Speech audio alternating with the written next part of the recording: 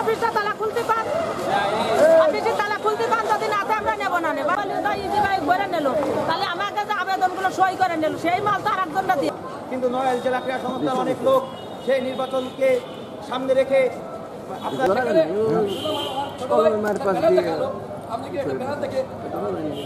এই যে ব্যানারটা দেখালো এখানে দিয়ে তারা ভোট চাচ্ছে।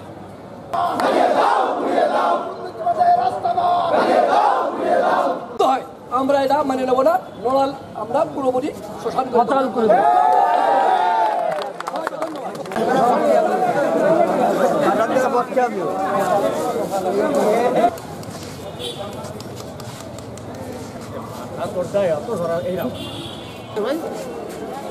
যে বর্তমান যে কমিটি, এই কমিটিতে আমরা শুনতে পাচ্ছি যে ফ্যাসিবাদের দোসররা এখনো এর ভিতর রয়ে গেছে।